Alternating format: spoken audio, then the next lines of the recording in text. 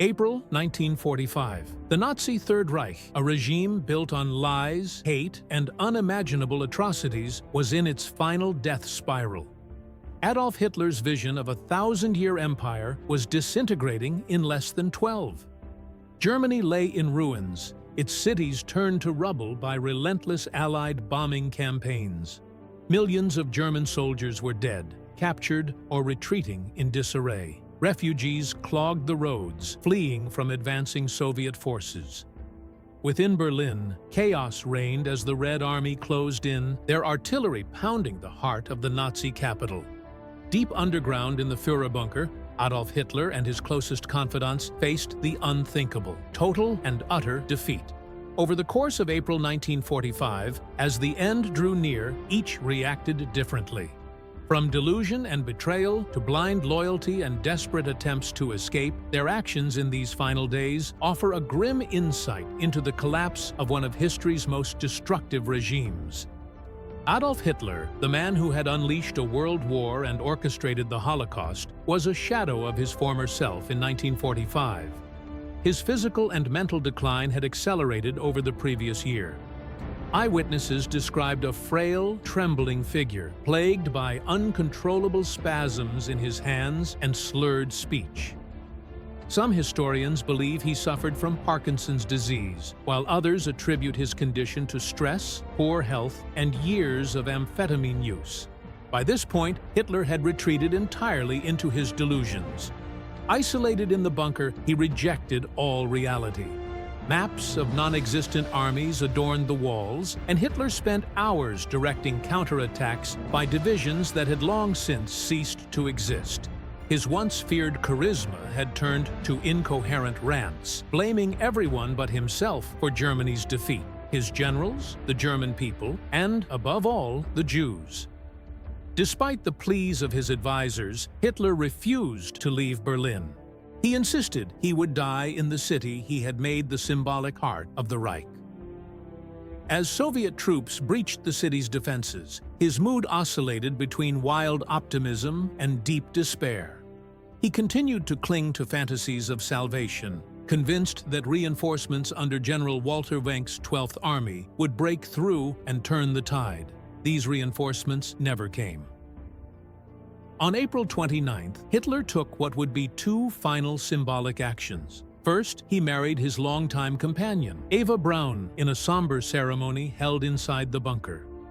Braun had stayed loyal to Hitler, despite knowing she was joining him in a death pact. That same day, Hitler dictated his political testament. The document was a rambling diatribe filled with accusations and blame. It showed no remorse for the destruction he had caused, instead reiterating his hatred of the Jews and calling for further resistance even as the Reich crumbled around him. The following day, April 30th, at around 3:30 p.m., Hitler and Braun retired to their private quarters. Moments later, a gunshot rang out. Hitler had taken his own life with a pistol, while Braun swallowed a cyanide capsule. Their bodies were carried to the garden above the bunker, doused in petrol, and set on fire, fulfilling Hitler's final order to prevent them from being captured by the Soviets. Joseph Goebbels, Hitler's Minister of Propaganda, was one of the few members of the inner circle who remained loyal to the Führer until the very end. Goebbels had spent years crafting the Nazi myth, presenting Hitler as Germany's savior and justifying the regime's crimes through an elaborate web of lies. Goebbels and his wife, Magda, joined Hitler in the bunker in April 1945, bringing their 6 children with them. Magda shared her husband's fanatical devotion to National Socialism and believed that a world without Hitler was not worth living in. The children, aged 4 to 12, were unaware of their parents' plans. After Hitler's suicide, Goebbels briefly assumed the title of Reich Chancellor. However, this was a hollow role. The Third Reich no longer existed in any meaningful capacity. Goebbels focused instead on planning his family's final moments. On May 1st, Magda methodically poisoned their children with cyanide capsules, reportedly under the guise of giving them medicine. The couple then retreated to the garden, where they took their own lives. Joseph with a gunshot, Magda with cyanide. Their bodies were burned, though not completely destroyed. Hermann Göring had once been Hitler's second-in-command and the head of the Luftwaffe. In the early years of the regime, Göring was a towering figure, celebrated for his charisma and military acumen. However, by 1945, Göring's star had faded. The Luftwaffe's failure to defend Germany from Allied bombings and his opulent lifestyle during wartime earned him scorn. As Berlin fell, Göring retreated to his estate in Bavaria. Believing Hitler to be incapacitated, Göring sent a telegram on April 23, offering to take over leadership of the Reich.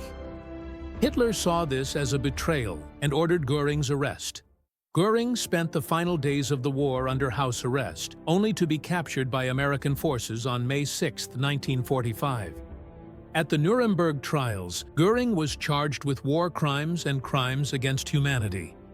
Defiant to the end, he used the trial as a platform to defend National Socialism, but he was ultimately sentenced to death. On October 15, 1946, Göring cheated the gallows by swallowing a cyanide capsule smuggled into his cell. Heinrich Himmler, the head of the SS and one of the primary architects of the Holocaust, was driven by a desperate desire to save himself as the Third Reich collapsed. As early as April 1945, Himmler attempted to negotiate peace with the Western Allies, hoping to secure his survival. He even envisioned himself as a stabilizing force in post-war Germany, a delusion as grotesque as it was laughable. When Hitler learned of Himmler's treachery, he was furious and declared Himmler a traitor. Disgraced, Himmler fled Berlin, disguising himself as a low-ranking soldier. However, his distinctive appearance and incriminating documents led to his capture by British forces on May 21, 1945. Himmler carried a cyanide capsule hidden in his mouth. During a medical examination on May 23, he bit into the capsule, ending his life instantly. His death denied the world the opportunity to hold him accountable for his crimes in a court of law. The final days of Hitler and his top lieutenants encapsulate the collapse of the Nazi regime. Adolf Hitler's delusions and paranoia culminated in suicide, a fittingly cowardly end for a man responsible for so much suffering. Joseph Goebbels and his wife Magda chose to drag their children into death with them, a horrifying testament to their fanatical devotion.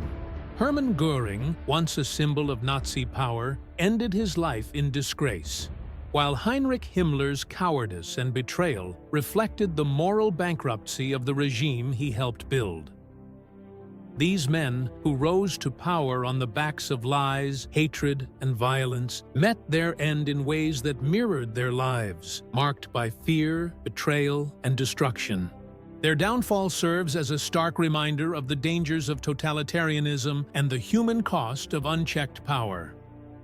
If you found this in-depth look at history compelling, please like and subscribe to our YouTube channel. Join us as we continue to explore the lessons of the past to better understand our world today.